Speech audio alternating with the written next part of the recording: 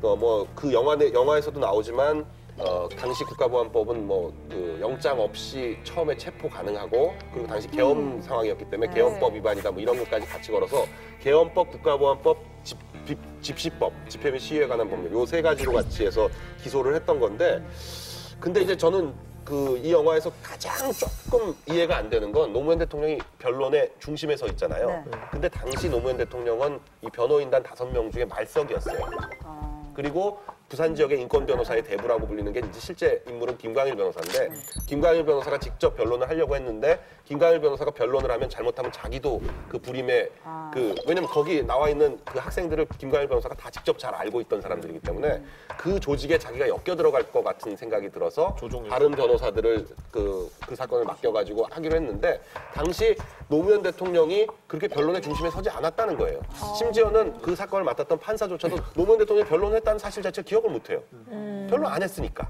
왜냐하면 보통 변호인단이 있으면 또 1명 내지는 2명이 변호해요. 변호인단이라는 게 구성이 되면 실제로 변호를 하는 사람은 1명 내지 2명이고 이렇게 말석에 노무현 대통령이 당시 변호사로서 한 3년 차 내지 4년 차 변호사였는데 3년 차 내지 4년 차 변호사가 그렇게 중심에 쓸 수가 없어요. 이런 큰 사건에. 그러니까 맨 말석에서 기록 검토 정도를 했을 텐데 그렇게 하면 영화가 안 되니까 노무현 대통령이 사실상 변론을 다 한 걸로 하긴 했는데 그게 바로 다큐멘터리하고 그 영화의 차이점이죠. 왜 그러냐면 노무현이란 한 인간의 변화 과정을 그리다 보니까 지금 말씀하신 대로 황일선 노 대통령이 거기서 뭐 주임 변호사처럼 늘 나와 있기는 어려워요. 근데 그 당시 변호를 받은 사람들이 증언하는 내용대로는 되는 거죠. 뭐냐면 아무것도 모르는 세법 전문이라는 변호사가 나타나서 처음부터 물어보기 시작한 거예요. 했더니 이런 책을 읽었습니다. 해서 보니까 집에 가져가서 밤새 걸 읽고 점점 자기가 변해갔다는 것이죠. 그래서 재판장에서는 오히려 노 대통령 모습이 크게 부각되지 않았을 수도 있는데 그 이면에는 한 개인이 실존적 고통을 너무 겪었던 거죠.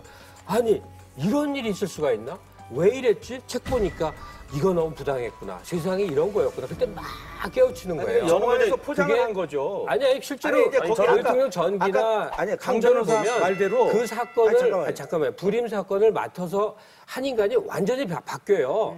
인간 노무현이 여기서 바뀌었다고 주장하는 거에서 저는 어떤 느낌이 들었냐면은 그때 변호사분도 그렇고 그 노무현 대통령 전기에도 살짝 나오는데 이 학생들이 영화에서 그려지는 것처럼 완전 무슨 국어 가르치다가 잡혀간 학생들은 아닌 것 같아요. 그러니까 이게 사상적으로 굉장히 좀 강했던 학생들인데 그게 합리적이었냐 불합리적이었냐 어쨌든 검거된 건 맞는데 굉장히 사상적으로 강했고 노무현 대통령이 여기서 바뀔 정도였다니까. 진짜 영화에서 보면 근데 좀 그 말이 정확한 이유가 뭐냐면 여기 엮인 사람들은 전부 부산 양서조합이라는 데 회원들이에요. 네.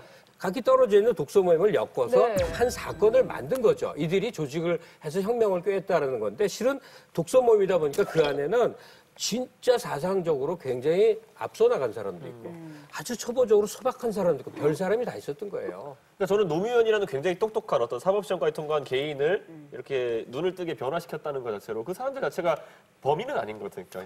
이 사건이 용공 조작 사건이라는 딱지를 붙일 만한 사건은 아니었던 것 같아요. 왜냐면 이 사건에서 계엄법 위반이라든지 뭐 이런 부분은 무죄를 받아요. 나중에 재심을 해가지고 무죄를 받는데 핵심은 국가보안법인데 국가보안법은 안 건드려요. 그리고 과거사 그 진상조사위원회에서도 이 사건에 대해서는 처음부터 건드리지 않아요. 왜냐하면 불임 사건이 노무현 대통령한테 굉장히 의미 있는 사건인데 이게 진짜로 조작된 사건이면 제일 먼저 건드렸어야죠. 과거사 진상조사위원회. 그 영화에서도 살짝 그걸 건드리는데 처음에는 완전히 고문받아서 허위자백한 것처럼 얘기를 하지만 나중에 보면 누군가를 만나잖아요. 김 선생님이라는 사람을 만나서 서울에 올라갔더니 거기서 뭐 김현장인데. 네, 김현장이죠.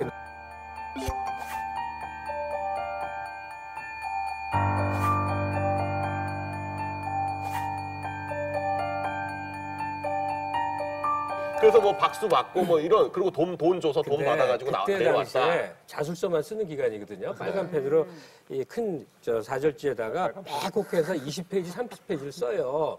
그걸 뭐 자술서 핵심은 뭐야? 나는 사회주의자였는데 반성하고 이제 자본주의 체제로 옵니다. 그 얘기하는 거예요. 전향 이게 83년도 얘기거든. 그러니까 죽어라고 결사 항전을 하다 보니까 고문을 받았을 텐데. 그때 사회주의자라는 게 뭔지를 뭘 알았냐 하는 거예요. 용공 조작이 많은 게 이 사람들이 간첩이 되기에 너무 소박한 사람들이었던 거예요. 자, 불임 사건은 아직 끝나지 않았다고요. 아직 그 네. 피해자들이 전과자라고 하는데 이건 앞으로 어떻게 될까요? 아니 전과자는 뭐 전과가 있으니까 전과자인데 네. 재심을 통해 가지고 완전 무죄가 되지 않는 이상 전과가 남는 건 맞고요. 부산지법에서 불임 사건 재심 공판을 시작을 했고요. 네. 2월 13일에 재심 관련한 선고가 나온다니까 결과는 그때 가서 봐야 되겠지만 네. 현재도 진행 중이다라는 건 맞는 얘기고요. 결과는 어떨 것 법원은 같아요? 진짜 골치 아프겠는데. 그래서 결과는 뭐 저도 지금 이 사건에 대해서 제가 뭐 기록을 본 것도 아니고 내용을 보는 것도 아니고 그러니까 잘 모르지만 아, 서로 못 근데 봐요? 아니 옛날 기록이니까 옛날 기록이니까 제가 뭐 그걸 볼 권리가 없죠. 열람권은 누가 있어요? 가만. 예를 그 들어 해당 사건의 변호인은 열람할 수가 속기록 있죠. 같은 거 볼 수 있어요, 그러면? 속기록이 아니라 뭐 법원 기록이 있겠죠. 그게 다 그걸 보면 되겠죠. 국법법 부분은 제가 볼 때는 그 무죄 나오기 힘들 것 같고요. 네, 집시법하고 개헌법은 집시법도 그 뒤에 뭐 위헌이 많이 났고 개헌법 자체는 그 당시 뭐 효력 자체에 대해서 의문이 있는 법이니까 그렇게 되지 않을까. 왜냐하면 이 기록 전체로 봤을 때 국법법 위반 혐의는 명백할걸요. 분명한 건 이 재판부가 굉장히 부담을 느낀 것 같아요. 영화 때문에. 제 영화 선거 앞두고 때문에 거기다가. 여론이나 이런 것들 때문에 재판 판결을 앞두고 굉장히 고민을 많이 할 것 같은데.